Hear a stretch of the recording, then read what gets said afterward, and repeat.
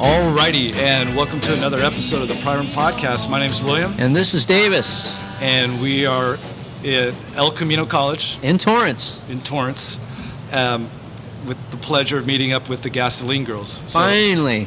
Yeah. So, actually, how long have we been playing email tag for, months. About 9 months now. So, these things happen. It's all right. So, we're here today. So, it's been pretty cool. So, why don't we go around and introduce yourselves? My name is Kristen Klein, and your cars. I drive a 1955 Studebaker, and I also have a 1960 Ford Falcon. I'm Kathy Carter, and I have a 88 Honda Accord. My name's Patty Fairchild. My daily driver is a 73 Datsun 240Z, and I also have a 61 Chrysler New Yorker. My name is Jessie Sanchez, and I drive around, infrequently, a 1962 Ford Falcon. My name is Rosa, and I have a 65 Falcon, and I also have a 51 Hudson that I'm going to start working on soon, hopefully. My name is Rochelle, and I have a 64 Ford Falcon wagon, and I'll let Jen tell you the rest of the cars. She also has a lift. I'm Jen, aka Miss Finesse. We have a 1954 delivery sedan, a 1923 touring T-Bucket, a 51 Plymouth Cranbrook that we took down to bare metal and redid ourselves, and a 67 Jeepster Commando. So we have a couple cars. So how did this whole thing generate? The Gasoline Girls started about 2.5 years ago when a friend and I met and both realized that we were the only other working on car gals that we had found. So we started working together and really enjoyed it, just being in the garage with other girls. And so eventually we wanted to find even more girls to join us. So we put the word out and had our first meeting. And here we are today. Okay. How did you get this space? We are here at El Camino College because I teach here. This is Patty. I am the auto, body, and paint instructor here at El Camino. We also have a full-time welding instructor who's female.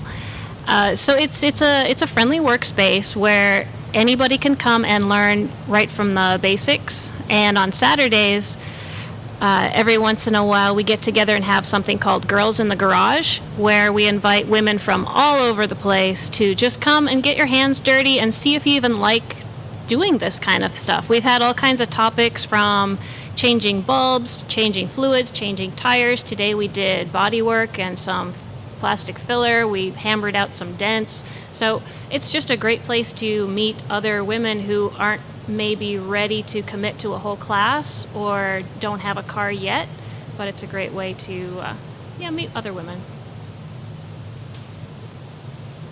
Cool. Did you say something? Nah, go ahead. So when you see a car, what usually grabs your attention? Is it the engine? Is it just the way it looks? Is it the state that it's in? Or is it maybe someone just says, just get this off my lawn and walk away? I mean, what is it that appeals to you? For me personally, I have a soft spot for the hopeless projects in a field that are all covered with dirt with 4 flat tires. I want to take them all home, but I will let the other ladies explain what got them into cars.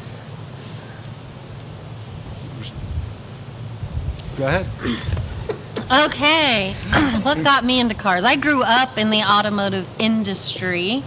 I was a service manager for Toyota for 14 years and knew I needed a change because I loved cars so much and realized if I didn't get out of that industry, I was going to hate it. So I got out of the industry, and for me, I'm all about the sound of the engine and the horsepower it puts out.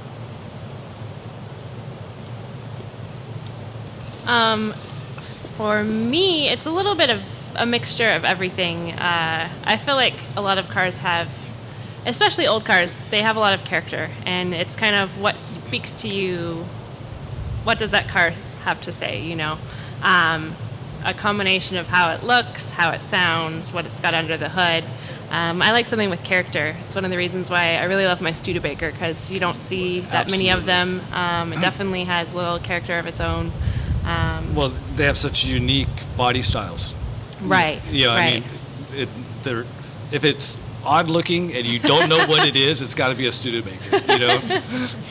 If only I had one of those cone-nosed ones. My 55 Studebaker coupe is actually very similar to the 53 and the 54 Studebakers, and that body style was so ahead of its time in terms of aerodynamics.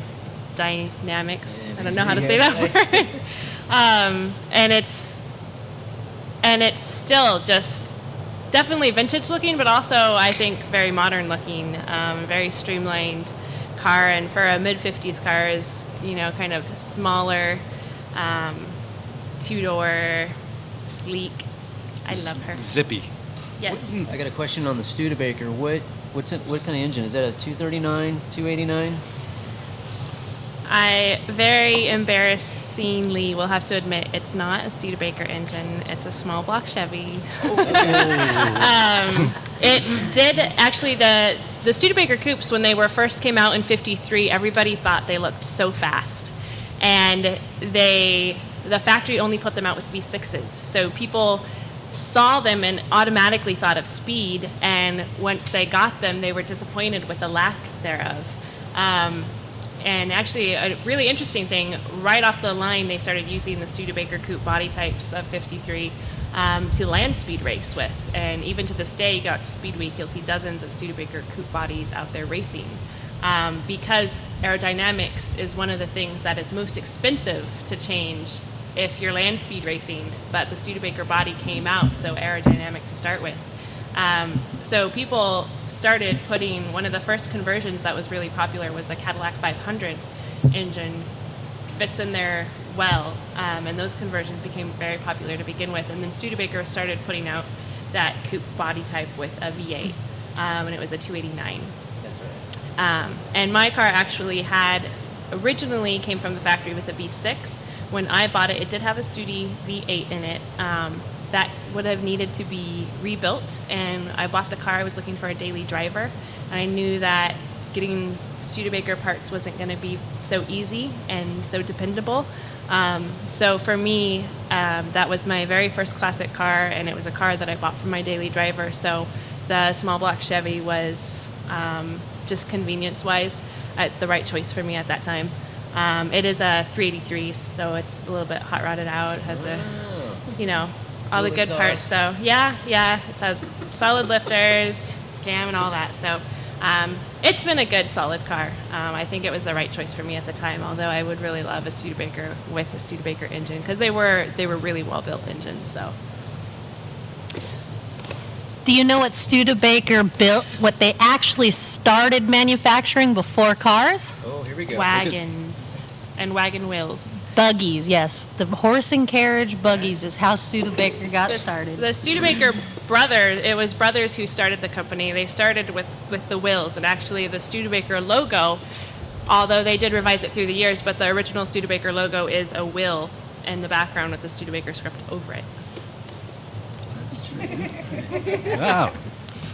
Who knew? There's your fact. So, Falcon friends out there, what's the great thing about Falcon? Falcons. Easy to find parts. We're all about finding the parts and not having to, call somewhere in East Coast to try and find it. So in California, there's plenty of parts for Falcons. I'm trying to remember the car that we got the tranny out of, but we were able to find a part in Hemet, 2 parts in Hemet. Yeah, it was a Ford Fairlane. Yeah, we ended up cutting the neck of the transmission, I believe. Was it? No, we cut the drive shaft. The drive shaft, and we were able to fit it into the Falcon. So that was exciting. That was exciting, very much so. So. And what's interesting is that with the Falcons, that they were meant to be disposable. It was a car that they knew was not going to last. Yeah. It's so cool to see one in such good shape, you know. Well, I don't think any of the old manufacturers expected to see their cars on the road 50, 60, 70 years later. I mean, you're supposed to drive them for a few years and then trade it in and then get yourself a brand new one of the latest thing. And so it's really shocking to think, wow, my car is 50 years old this year and it's still turning heads on the freeway. So. Yes.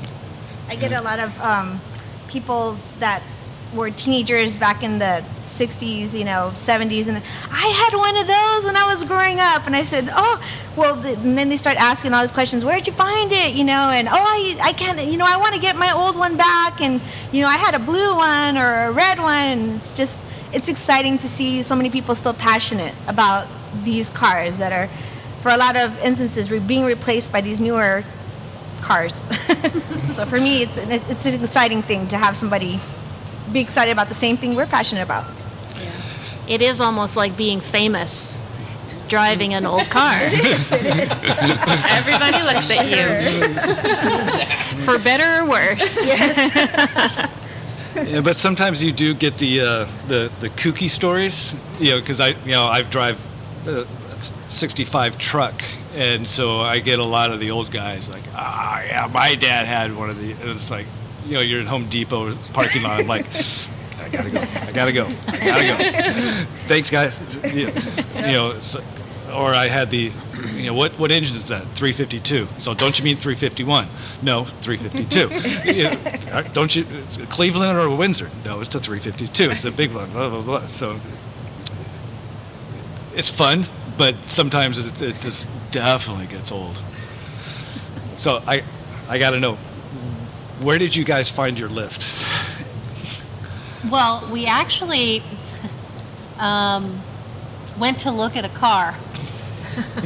We actually went to go look at a Chevy Apache truck, and came across a gentleman who had a shop in his backyard, and now we're happily ever after. That's how we found our lift. And then you said you've got 6 cars? Five. Actually. We just sold our 40 Ford truck. Are they all running? What different conditions? Daily driver? Why don't you talk? Yes, they are all running except the delivery sedan, but it has started. We just need to get a flywheel and the starter and clean out the gas tank before it is running. Well, you guys just got the delivery sedan. Well, yeah, it won't be long. Well, I had a little accident, so it's been a while since I've been able to do anything on the car. So as far as the club, when somebody needs a part, like you said, a flywheel or something of some substance that you just can't run down to O'Reilly to get, do you guys just kind of do feelers and do the look around, and when somebody finds a part, you guys just all go to like a pick apart or something, or how does that usually work? We haven't done a club junkyard day, although that would be really fun. It definitely helps having kind of a club of people that you can throw questions out to, or I'm looking for this, and we all have our own little circle, so I think it makes procuring parts a little bit easier. Unless it's a 65 Barracuda. Or a Cranbrook. Yes. We're kind of Craigslist junkies. Yes. So we spend a lot of time on Craigslist. And if we find something we think the other girls can use, we just kind of say, hey, we found this. We picked up a tranny for Jesse's car. And yeah, that's right. So we kind of go and find them. And if it looks good, we pick it up, and we'll always find a home for something. That's right. I've been to just about every swap meet, Long Beach, Pomona, Turlock, East Coast ones, and I was helping a guy sell stuff. I'd help him unload his trailer and just kind of keep an eye on things to make sure nobody stole anything, and I learned more and more about parts that way. And now I kind of have met all the people that go to swap meets, and I know what they sell too, so it really helps to build up kind of a list of helpful people, rather than just trusting, the yellow pages or online search, because you never know who or what you're going to get. So that was one of the I think accomplishments I'm proud of is that I actually got out there and shook hands and networked, and now I have built this, supply of people. And that's really hard when you're beginning. It just And shared it with us. Yes, I did. Yeah, but that was one of the scariest things when you start learning how to work on a car, whether you're a girl or a guy, is if you don't have friends and hookups, you just go into some stores and they treat you like an open wallet, where they just are shameless. And you really do kind of have to go through a kind of like a boot camp session or phase of learning, and then as soon as you get over that, it gets so much easier and it gets fun, and you start making friends, and people realize that you are, you want to do it yourself. You're not just a phony baloney wearing heels and walking around the car show. It's like they will talk to you and they will help you, and in fact, being a girl, they will help you more so than probably some of the guys. Yeah. After they ask you where your husband is. Well, and you say, true. no, that's my car. That's true. Well, that's one thing that I was thinking about. It sounds like you guys have a lot of time. Do you have kids, families? I mean, because, A few on the way. Yes. Me and my wife, we don't have any kids, and I can't get everything done, as it is. I mean, I don't know how you guys pull it off. I mean, I don't have kids. Me either.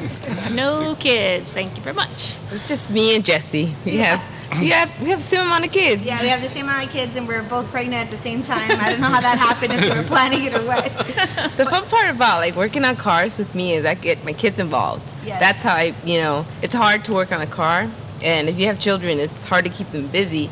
But if you give them a wrench, they just get busy. Even if they make dents, we're like, oh well, I have to fix that later. But it's fun for us. Like earlier, I had a t-ball game to go to, and I was there half of the time, and I said, nope, I have to go, be with the girls too. So I make time. Squeeze it in there somewhere. yeah, For 'cause- me, it's the same thing. I just make sure that, a lot of the car shows that they're family events that we go to. So I make sure that the kids can enjoy and see and grasp what I want them to see. And it's just, they love it. They love it. I mean, they're learning so much about something they normally wouldn't have learned in the school or through their friends or their friends' parents, because a lot of them don't know.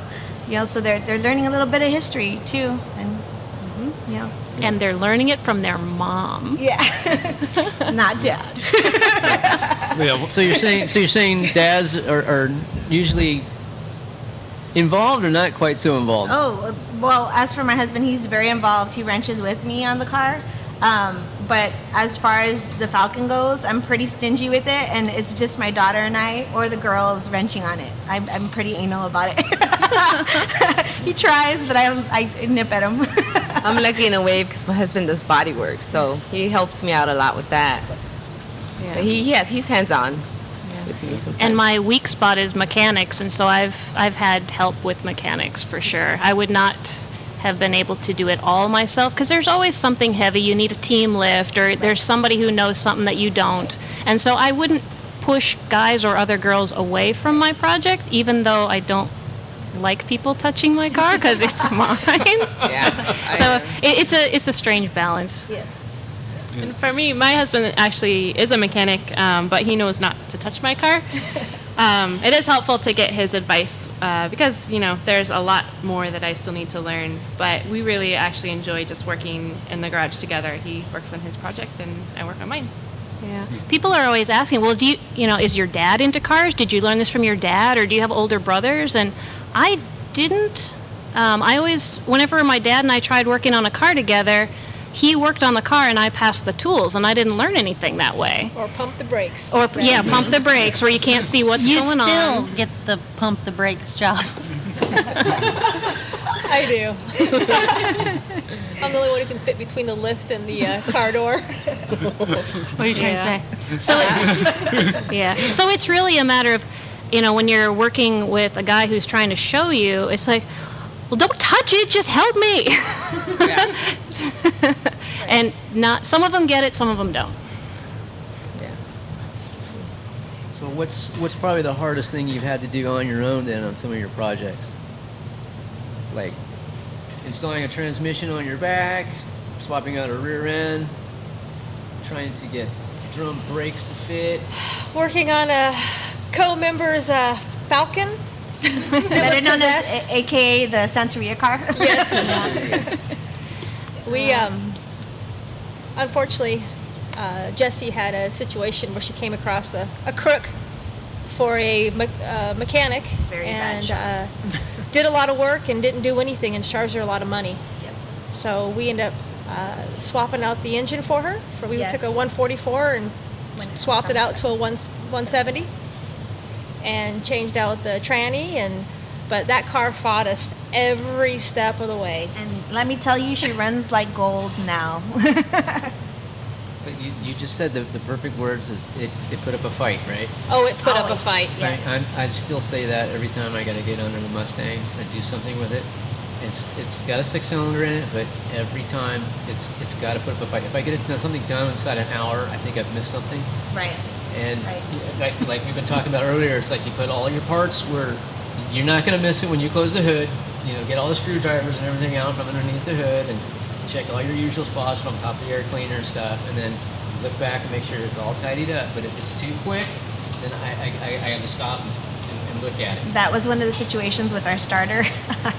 I was driving around without a bolt to hold down the starter connection, and if it wasn't for some angels in the group, I wouldn't have been able to probably get home safely today. So I know that I will, with confidence, to Riverside from El Camino. It's very far, by the way, people. I feel like cars, like, to give you a certain, struggle, you have to do work. It's real old-fashioned work, and that's part of the fun of it. I know when I started with my Studebaker, I didn't know a thing about cars. I didn't have even a driveway to work on, let alone a garage. And it was my daily driver, so any time that something went wrong, it was a really stressful situation to fix. And now I'm in the situation where I have a shop and I have 2 different cars going, and it's actually my first experience of being able to take my time and just enjoy wrenching time in the garage where I don't have any deadlines. I don't have, need my transportation the next day. I have to have this tomorrow. Yeah. Or if I can't put this together, I can't drive home. Where if you only have one car and it's your classic, it is very difficult. It is really helpful to have a backup car, which is why so many of us have more than one, or 7 or 5. When I did the Studebaker's brakes, I had taken Studi down to Lori's shop, and I was changing out the master cylinder. The brakes had completely gone out on me, not due to the master cylinder actually, but due to one of the rubber lines had sprung a leak and lost 100% of the brakes. But that was when I said, oh, I really do need a dual cylinder master so this doesn't happen to me again. So anyhow, I was switching that out, and being a Studebaker, you don't just go find stuff and expect it to fit. So I had gotten this dual master cylinder and was putting it in, but it was a little bit off. We needed a different bracket, or we needed something drilled, and we didn't have the tools in the shop. So we had taken everything out and we had to put everything back in so I could drive it home. And then the next day that we were wrenching on the car, still ran into problems. And I think in the end I had to have it towed to the brake shop where they helped me iron out all the final kinks. But it was a wrestle to get that finished. Yeah, sometimes I think my car runs on willpower alone. And I'm not superstitious, but my car knows when I have extra money in the bank. No joke. It'll pick that moment, like, you know what? I think I want a new, I think I want a new battery today. She's got the money. I think my fuel pump, let's get one of those. So when I had originally wanted to get into cars, I asked a guy friend, it's like, how do you know so much about cars? Where did you learn from? And he said, just buy a car that needs everything. And as they go bad, you learn how to fix them. Yes, that's so true. Okay, that's true. But do you ever get to the point where you just say, screw it, I got to walk away from this for like a day? Yes. Yeah, like 6 times a day. Oh, okay. Yeah. Like, what am I doing? What? And then just throw it down and walk away, and then recharge, and then come back the next time around and say, okay, this is what I screwed up on. And Yeah, it's usually when I don't have the right tool for the job. As you're building your personal toolbox, sometimes you just don't have the right shape tool or the heavy duty tool or the power tool that'll do what you need to do, and you're struggling, and you just know that your wrench is going to slip and you're going to mash your knuckles, and you don't want to push it that hard, but it's not budging. It's like, if I had the right tool for this, I'd be done with this already. Or when you're in cold or dark places and you're just trying to wrap it up before the end of the day. And most recently, that was when I had to walk away. I was just doing a simple thing. I had taken out my gauge cluster because I wanted to shine it up and make it prettier, and so I was trying to get it back in. But, you're up there under the gauge, and it had gotten dark, so I brought the floodlight out, and it worked really well for a while, but pretty soon the light was just blinding my eyes, and I had a big crink in my neck, and I said, I have to walk away. yeah, being on your back underneath the dash with your feet up on the seat, and you're wishing it you why didn't I pull the seat out? That would have been too simple. Or you ever find yourself in a position it's like, how did I get in here? Because now I got to get out really fast. You don't pull the seat out because you're afraid there might be a rusty bolt you're not going to be able to get back in. I refer to that as the snowball effect. Exactly. Yes. It starts off, I'm just going to do this. And then by the time you're down here, it's like, what have I done? Yeah. That is so true. We call that the Mopar effect. Wow. Could happen to anyone. You start with one little ding or scratch, and next thing you know, your car is in a zillion pieces, and you're having the whole thing sandblasted and acid dipped, and yeah, we know. And you think, we could take this part out, we can go find it somewhere else. Yeah, I'm still missing a door sill for my 51. Yeah. So if anybody out there has a 51 Plymouth Cranbrook passenger door sill, I need one. They're made out of rubber. So I know we talked about this earlier, but not on mic. How often do you guys meet, and what's the kind of the goals behind that as a club? Currently, we just switched to bi-monthly meetings, which are actually learning seminars. So because the goal of the club is really to learn and wrench together, we're a working club. We want to be sure that stays the focus. We're not just a club that goes out and goes to shows and looks pretty. We want to be in there working together, learning together, and wrenching together and getting stuff done. So we have bi-monthly learning sessions where we all take turns in setting what the day's learning is going to be. And then besides that, we kind of informally get together each other's houses, doing projects, going to shows. I feel like there was something else I was going to say, but... Have you guys considered doing a club car, like a... Well, I'm thinking, like they did in the 50s and 60s. Yes. They had a car club. There were 50 people, and they put of course, then they put $5 together, and they have a car. Been there, done that. Oh, Yeah. I almost lost my legs. Yeah. Yes. Really? Yes. What happened? Let her speak. Just leave it to say we built a demolition derby car this summer, and we were asked to do it for an all-girls derby to raise money for breast cancer, and thought it was a great opportunity to build a car together. But it was also on a timeline and kind of in a place in time where we weren't quite organized, or I as a leader didn't have time, and just stuff happened. Weren't available. My husband. And so it did end up being a little bit more Chaotic. disastrous and destructive than we had imagined it would be. So it almost demolished Two of our Jen's legs. a couple of our members. So I forgot about that. That was a '68 Galaxy for the Demolition Derby. No, that was a It was. fundraising event. So you had the world's best intentions. We made it to the Derby. In fact, the car made it to 2 derbies. Yes. Oh, really? Yes, it did. And in fact, it won Best Looking Car at the first Derby, and it did very, very well with 7 out of 68 's a Rochelle. Great body style. But it was 4-door. The 2-door. That's what I have in my garage. We didn't.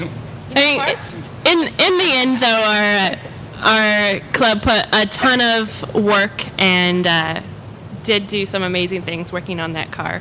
And we did make it to the Derby and then put it in a second one where it got 7 out of 42, I think.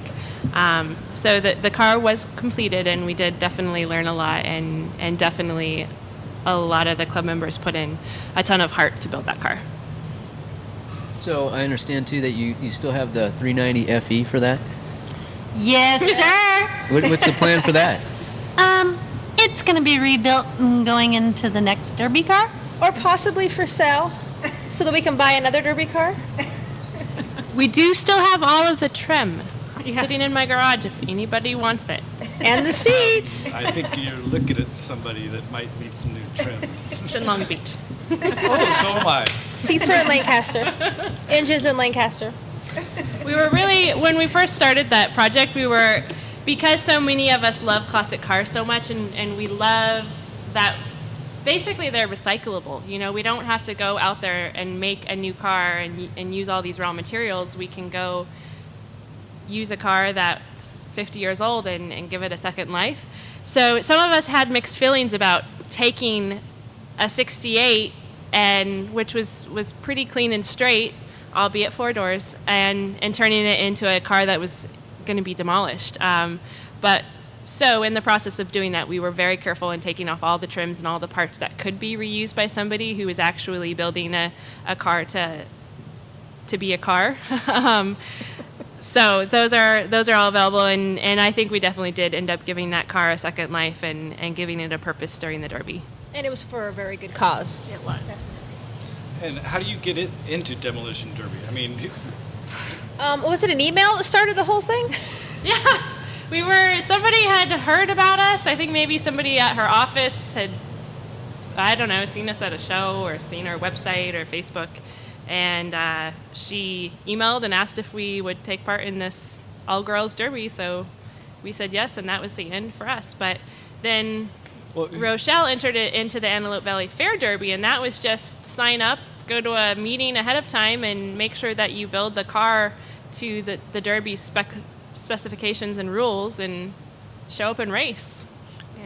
who determines who drove? Did you draw straws? Did somebody have experience doing it before? I think Or- that my president status pulled for the driver Yes, she was the most in the qualified. first derby. But Jen is But- technically the owner of the car, so Rochelle drove in the second derby. Okay, have you ever driven a derby before? I've never driven a derby. I never had even been in a car wreck before that.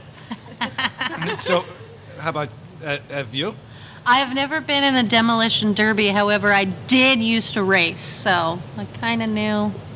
Not drag race. I used to go-kart race, but so I knew it was more of a brain game than it was a smash-up game, honestly.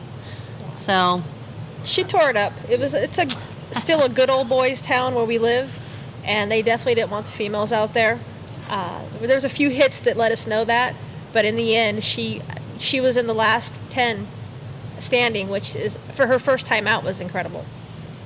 Well, and then from what you told me, the condition of the car, by the time it was no longer, by the time you reached seventh, yeah. Yes. that No transmission. Well, no, I had drive, but I had no steering and no reverse, so No radiator. no radiator for 1.5 heats.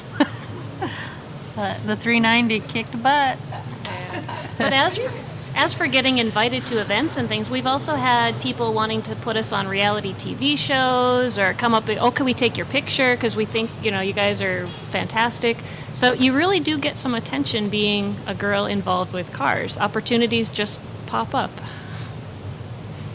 So as far as that car now, you guys prepped it too? You welded up the doors and added roll bars and took out all the glass and all the things that I would assume be done. Is that right? Yeah, all that stuff had to get done. We did have some help in that, and part of that was the time crunch scenario. Okay. So we had only some- have one knowledgeable welder in the group, others learning, but weren't really ready to put safety in the hands of just learning how to welding. So thank goodness for boyfriends and dads, and so we didn't have to pay to have anything done that I know of. So. No, it was all help. Yep. Volunteer. And how much was that car initially? $500. Yes, we like that. It had 7 Cheap bent car. rods. 7 bent push rods. We don't even know how it Very got up bent. on the trailer. But we fixed it. $20. And a smile. Yep. We did end up putting a lot more money into Yes. that car than we knew Ooh, it was yeah. going to cost. Thanks to Edding Brothers Napa in Eddie Torrance. Brothers Napa donated a lot of parts, and we also fundraised and ended up spending, she said, $1,000 something more, and metal and nuts and bolts and all that sort of stuff. It adds up quick. Adds it fast. And then we ended up Rattle cans. spending another $1,500 after the first derby for the second derby, because we had to put a full cage in it, and it was fun. Yeah, we went from a powder puff to a real smash 'em up derby. So rules were a little different. How do you mentally prepare for that drive? I'm just thinking that you know the rules, maybe watch a couple videos, but you've never done it before. So when you're, There's a lot of car stuff we've never done before. You just have to step up and do it. yeah, but I mean, when you're sitting there, because you start off in reverse, correct? Yeah. And you're sitting there, just go, what am I doing? That didn't hit me until I was actually out on the field going, oh my God, this is really going to happen right now. Well, safety did not bother me in the least bit until one of the gals brought a little phone video of a derby that she had visited, in which during one derby there was like 2 fires, one car rolled up on another car, and somebody's battery exploded inside of their passenger bay. And that made me feel a little bit nervous about the evening. But then the night of, you've done all the prep you can. You read some tips on how to drive and what to do, and you just go for it. And then the adrenaline kicks in, and I really just had a ton of fun. Yeah. Because when do you get to actually purposefully run into other cars? It's fantastic. Yeah, it was awesome. I didn't, like I say, when I first got out onto the field, I was like, oh my God, it's for real now. There's no backing out. Not that I would have, but after the first hit, I was like, oh, that wasn't so bad. And then I was just filled with adrenaline for 2 days, and then I felt like I was hit by a Mack truck. But it was all good. I'm doing it again. So a big shift from driving defensively to driving offensively and then going back. Yeah, a lot of cat and mouse, Hit and run. Now I know what it's like. Sounds like fun. It was awesome. It was so awesome. We're looking for a car. If anybody has anyone to donate, we'll take donations. Bigger the better.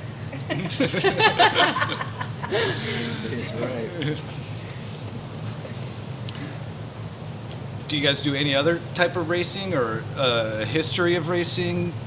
I know, Moon Eyes is coming up next month. It's an 8th or a quarter. Eighth mile. Eight. Is that Falcon going out there? It could, but no. It's not. I keep saying it. I want to put my Studebaker down the drag strip, but it's not quite there yet. Being a daily driver, if something breaks, that's something you got to fix. So until I'm a little bit more secure in terms of automobiles and getting around, I won't be putting it on the racetrack. Although, for me, really, the most appealing kind of racing would be road racing or autocross, and there's not really the older cars out there. I'd love to do that with mine eventually, but it would mean a complete rebuild on suspension and modernizing it to something that could handle those sorts of curves. That's personally what I would love to do eventually with my Studebaker. And there's so many car events going on in Southern California where, you know, you can go take your car to Irwindale and drag race it Thursday nights, or there's always a drift event going on. I know one of the events that I would love to try would be a rally race over in Europe, but, you know, maybe not. Maybe not anytime We can soon. always enter into lemons. That's true. 24 hours of lemons would be a blast. Now that's the race that's in the Willow Springs. I think they hold Bakersfield? one there, Yeah. but the lemons race does move around. Yeah, it's national. Yeah. Oh, Yeah. okay. But it's basically it's a $500 Cap. Car. Right. car. You must limit. build your race car for $500 or less. And then I And- heard that if it's suspected that you went over, Well, you have to be willing to crush put it. a pink slip they'll up. crush it there. Yes, they will crush it. Yeah. Of course, the safety equipment goes beyond that. Is excluded from the 500. But yeah, and you try to. Then it's an endurance race if it can last the full 24 hours on the track, and everybody kind of the teams tend to choose various things to dress up as and stuff. So it's a very, very fun, eclectic, zany sort of a race. It is. The most memorable car I can think of, they had, instead of Valvoline, it was Vagisil, and their theme was Itchin' to Win. That's so wrong. So that's your competition if you want to build a Lemons car. Wow. So many things come to mind.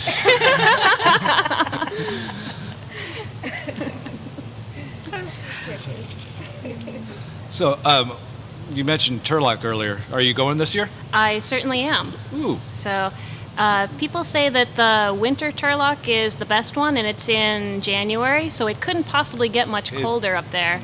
Yes, it's the But, last weekend in January. I want to say it's the 26th. Right. Yeah, I don't 20 know exactly. But they do, Same day as it's not the same people always, but there's a spring, a summer, a fall, an autumn, and then a winter Turlock. And I've had great luck buying parts up there. We tend to go about every other year, so this is the year that we're going. And Yeah, that's been my little hobby, is buying and selling parts, and I won't tell you how the parts have stacked up. But yeah, what I'll do is I'll find some crazy funky tail light or some hood ornament, and then it's my challenge to figure out what kind of car this goes on. And so after a few months of this, I can look at cars on the road now and say, oh, well, that's a 62 Studebaker because the taillight says so. Or, so it's my kind of way of how do I study and learn about these cars. I was always kind of jealous of the guys who could identify them from across the way. So I'm learning. And profiting. So you're going to be selling parts there as well. Is that what you're saying too? Those spots sell out, the year before, so I will not be selling at Turlock, but I've gotten enough stuff to where I need to find a swap meet and sell my stuff. So maybe one of these Long Beaches I'll have to break down and bring all my stuff. I was going to bring my stuff to Moon Eyes, but nobody brings money to Moon Eyes. They're too busy looking at the cars and racing. Right. yeah, and a lot of the race ones where they say there's a swap meet, I mean, sometimes it's like 5 guys, or it was like that not too long ago at Where were we? the drag racing one. NMCA? Yeah.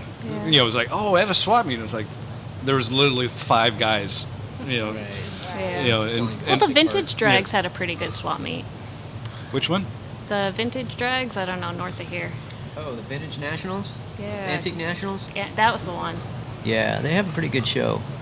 We usually try to hit that every year. Really cool stuff out there. And the San Diego swap meet is awesome too. Never done that one. That's the one It's downtown? huge. I The just big was three. told about that. The big 3 in February. February? Worthwhile. The big 3? Yeah, they call it the big 3. It's at Qualcomm Stadium, and it's a big 3-day meet, or I think it's Friday, Saturday, Sunday. Friday's the day. and it's just the entire parking lot is full of people buying and selling stuff. That's because they We're know gonna the have to look into Chargers that aren't one. going to be on the Super Bowl, so they can make it in February. That's Go like Broncos. it's like instead of us going to Coronado and going over the bridge, we just kind of keep going straight right there, and Oh. then you live going over that bridge. Yeah. Not a fan of the heights. And that bridge, it's this. It's quiet. White knuckle. Luckily, I'm not driving. Well, I didn't drive to that one. Speaking of shows, do you guys go to shows? I mean, I'm sure you go to shows, but do you put your cars in and participate in that aspect of the shows? Yeah, it kind of depends on schedules and what's going on and everything. This past summer with the Derby car build, we were kind of vacant from the car show scene, more or less. But Moon Eyes, I think we're all kind of planning on going to that, so we will be out there. And we haven't set our car show wish list yet for 2013. So Right. So many of our cars are in progress. It's kind of more fun to go and look and get ideas and then come back to the garage and start implementing them, where there's only a few of us who have cars that are really done. in progress, or they've just been around a while and it's like, I've already, I was at the show last year. Why do I want to put my Studebaker in again? It's still the same. Yeah, we put our cars in shows at least twice a month. We have lots of trophies for our cars. I got my first trophy last weekend. Congratulations. It was for the most potential. Under construction. That's okay, I'll take it. It was a Studebaker meet, so it was so great to be with other Studi folks. Yeah. Where was that at? Is that over in Huntington Beach? Yeah, it was at the Old World Village. It was the Orange County chapter of Studebaker Drivers Club that put it on. There's a few different ones in the LA area. I've got a soft spot for Studebaker. So The big Studebaker meet is the La Palma meet, which is in May every year in La Palma. So that's the one where I think like all three chapters come, and there's a really good turnout of Studebakers. Are you guys involved with other clubs or like associated with other clubs? No. Nope. I am part of the Studebaker Drivers Club, but that's really just anybody who owns a Studebaker. Right. That was actually my first Studebaker meet that I ever went to last weekend, even though I had been meaning to. So, it's I would love to connect with them some, even though, it's not like this club, but, because they're all Studebaker owners with the car that I have, it's helpful because they have experience with that very specific model. right, source for parts and Yeah. like you're saying, networking. And, Yeah, totally. and that totally helps out. We're part of an old geezer club. Yeah. We meet up every Friday. It's just an informal drive-in, and you never know who's going to show up. And they've always got something to teach you. They'll bring parts to you can't find, and After you sell your car. but it's fun. We try to stay away from other clubs because there's just a lot going on just to be part of a club. But we hang out with the guys, and we go to a lot of car shows because that's where for Rochelle and I, that's where we learn a lot. Because we ask questions and we go around looking at other people's cars, and and then they start talking to you, and next thing you know, everybody's trying to hang out and teach you new things, and so it's the car shows for us are a good source of learning. And then where you guys are, in Southern California, you end up start seeing a lot of the same stuff. It's like, oh yeah, we saw that 2 months ago, or we saw that last year. That's why we have several cars. We rotate them. We don't show up to the same show with the same car ever. Well, not ever. Maybe one car will be in the same show twice a year, but otherwise we rotate them. And you've got so many that Yeah. you gotta rotate them, or you gotta drive them to make sure Yes. they're not just sitting there like my Galaxy. Because as they sit there, that's when things Yes. start wearing out and breaking, and you get gas More leaks problems, and yes. stuff like that. Where do you guys see the whole interest in old cars going? Do you think that the market is growing for that? Do you see more younger people getting involved? Are your parents proud of you for working on an old car? I mean, where do you see this industry going? Kind of a... I think the Mecum auto auction and all that has brought a totally new look. Yuppie for crowd. Different crowd is now getting involved in the cars that may have never had an interest in it. And not just Mecum, but a lot of the, the shows that are on, the chasing classic cars, and Right. now everybody's just buying them up and flipping them when they think they're getting a deal until they get their hands on them, and then they go, what did I get myself into? Yeah, we've only been doing this for a couple of years now, and I don't know if you guys have heard of the Velocity channel. Yeah. There's so much on the Velocity channel now, and people see these cars going for high dollar. So I'm finding now cars that we paid, a couple thousand for 2 years ago, we're having to pay $5,000-$6,000 for now. It's because a lot of yuppie people are going out there and buying up these cars, and they're not finishing them, but I just have noticed the prices have gone up. Yeah, well, the classic car market is really hot right now, and so is the do-it-yourself classic car market.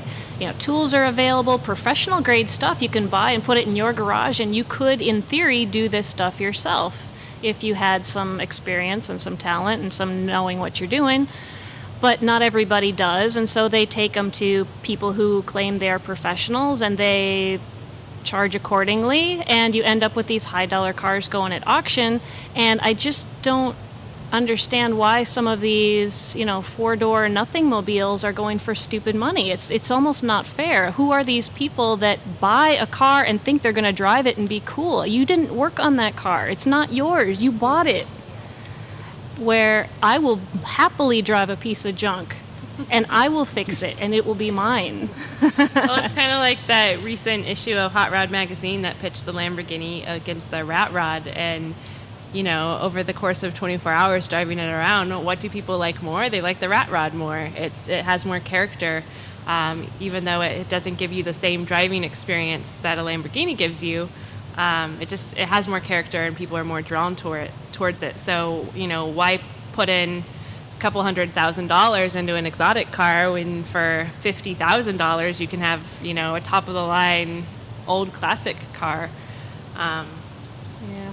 It's sad, but you asked about where do I see the future going, and I think that in my lifetime I will see that with the new safety standards and these cars that can park themselves and they can track and they can do all these wonderful things, I think that there will come a time where if your car does not acknowledge other cars on the road and do the avoidance itself, that your car will not be allowed on the road. I think that there will be a time in my lifetime where I cannot drive my classic car on the road because the state or whatever will think it is unsafe, that it will not be allowed on a freeway.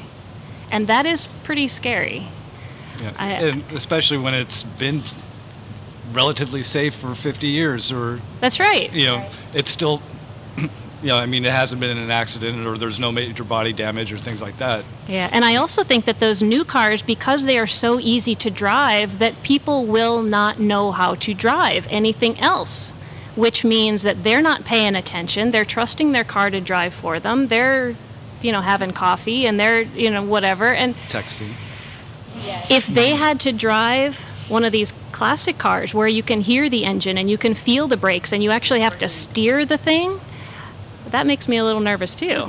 Because when you drive these old cars, it really is an experience. You really have to pay attention and put a little muscle into it, and you can feel it. It's wonderful. I would fall asleep driving a new car. It would just bore me to death. But back to just where do we think the classic car scene is going? I definitely think that there is a next step in terms of the enthusiast market, both young and old. Kids growing up now see less and less classic cars than they used to, and they're more and more dependent on some of the features that newer cars have. But I do hope for and hopefully think that the classic car world might continue to grow with that new young audience. A couple weeks ago at SEMA, saw one of the first. I've been wondering for quite a long time when turbos and those kind of newer things or newer engines are going to start showing up in older model cars, whether that's a 70s car or a 50s car. And on the SEMA showroom floor, there was an old, I'm going to say 60s wagon that had in the Turbonetics booth and had a really sweet LS turbo motor in there. And I personally was really excited to see that. I know that is a different level and different than what we're used to in our world right now. But I totally welcome it because I think that it means that it's a whole other portion of the enthusiast population that, can become involved. And it's not going to be your, restoration project of a 1940s car that's going to keep it all original, but it's going to build and grow as the population builds and grows. Well, I can tell you, I was at a car show and was asked to judge a car, hot rodders under 25. And I actually picked a 5-year-old little boy's pedal car because he drew on it himself. And he was so proud of this little pedal car, and he got a trophy for being a hot rodder, best car, hot rodder under 25.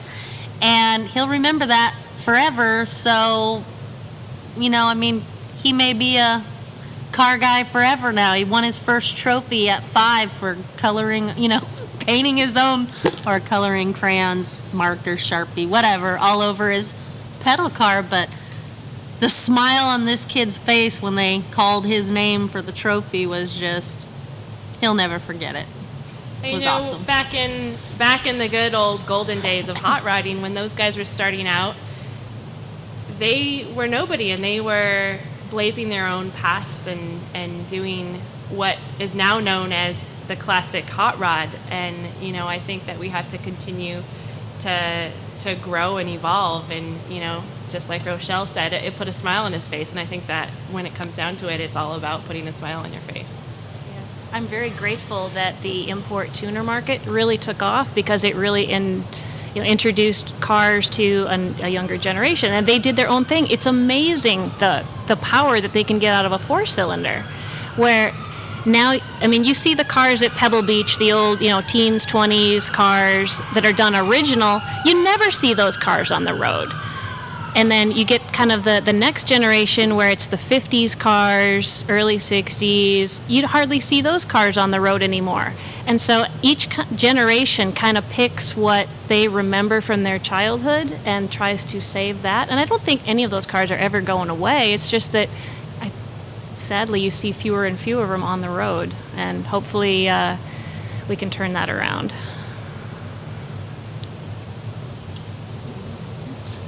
Well, this has been awesome. I think that those are excellent points to wrap that up with, because we're totally in agreement, as far as, what you guys are doing and what you're saying.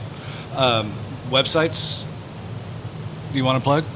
GasolineGirls.com is our club website. We've got some of our current projects are sometimes up there, as well as we try to keep events fresh of where we'll be next or what we're doing. You can see bios on all of us and pictures of all of our cars, so GasolineGirls.com. You can also buy supporter shirts and oil rags for a steal. So oil rags? Yeah, just, your basic oil rag, but it has our logo on it. Mm-hmm. We're also on Facebook. You can like us there. If you do find us on Facebook, though, our friend page is full, so don't feel bad if you try to friend us and you're turned away. But we do have a like page. So find the Gasoline Girls Car Club page that you can like instead of friend. And do you have a club email address if someone wanted to contact you, or is it through the website and Facebook? You can do it best? through the website, and our email address is certainly on GasolineGirls.com, but our email address is info@GasolineGirls.com. Pretty simple. Awesome. Thank you. Yeah, That's thank you. it. Thank you very much. So, until next time, don't skip on the primer. But there'll be